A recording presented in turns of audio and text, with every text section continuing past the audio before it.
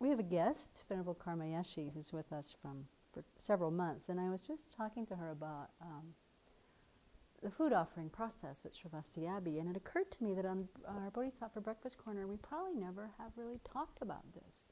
And it's something I think very valuable to share with people about not just the way the Abbey runs, but how the interrelationship between the monastic community and the Sangha supports everybody.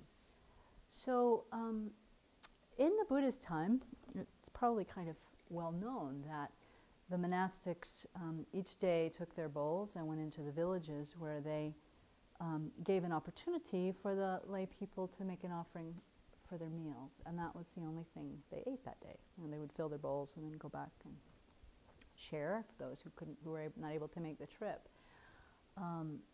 And so this provided an opportunity for the lay people to create a lot of merit, a lot of positive energy in supporting the Sangha, gave the Sangha an opportunity to really pay attention to, am I practicing in the way that I, quote, deserve these offerings that people are making? You know, am I worthy of offering in my practice? So moving to Buddhism to the West makes this slightly more complicated, because we're not exactly in a culture that would get it if all of us decided to walk to downtown Newport with bowls in our hands, and I don't know that we would eat. But when Venerable Chödrön set up the Abbey, she was very, very clear that this particular aspect of the Vinaya was going to be maintained very, very strictly. And so she said from the get-go, we will not buy food. We will only eat the food that is offered. We have a precept that says that that's what we will do. So word got out, and much to my surprise, I have to admit, people said, well, we don't want that nun to starve. They started to bring food. And so the network has grown over the years that Sravasti Abbey has been here, and people have been so generous about developing a habit that when they come, they make a food offering. Or people who don't live too close make an offering to a fund where the food is offered. What that has the effect of doing on both sides is that it, from the side of the lay people, it really helps to cultivate a mind of generosity that you think, how am I supporting the Sangha? What's the benefit of supporting the Sangha? Why would I do that? You know, what? And so people give quite joyfully. And Venerable Chödrön has created an exchange of a prayer in which people make their offering, they talk about their intent, set their motivation for giving, and then the Sangha receives it with a return prayer.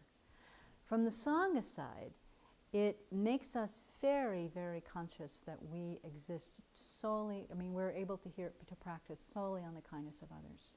We're so aware of the fact that without the kindness and the generosity of the people around us, we would not be able to be here and do this. And so that keeps us, I think, quite sharp in being aware of, is my practice worthy of offerings? Can I continue to make my practice strong and in, working daily, so that I can benefit from, return the kindness that people have offered by being able to incorporate the teachings both both experientially and in my understanding, so that I can share the Dharma. So sharing the food of the Dharma in exchange for sharing the food that supports the body, that allows us to continue to study, is this really kind of quite beautiful exchange that is working very well at the Abbey.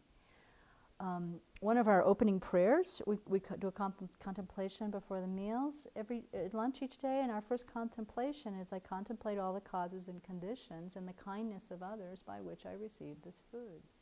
So trying to keep that in mind constantly keeps us aware of the interconnection and so forth.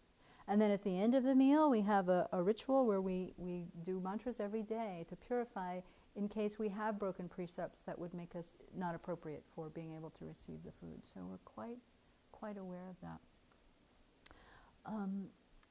So this exchange, our friend Tanya, who's our webmaster, once wrote, when you see a monastic in an airport, offer to buy them lunch. I mean, she has that mind that really gets that it's a benefit to make an offering to the Sangha, and that it's helpful for Sangha to be able to keep their precepts when lay people offer. And it's so very rare that this has been set up in the West that most monastics actually do have to buy their own food in order to live. So I think actually, people who live alone or live in Dharma centers, they just don't have that kind of container that allows them to keep this precept well. So I think letting people in general know that this is the way that it certainly has been established in the whole tradition of the Sangha for the last 600 years, and that this is something to really support as we bring the Dharma into the West and help root a strong Sangha, especially in North America. And then it requires both monastics and lay people to participate in that establishment. So, yeah, and so thanks also to everyone who does that.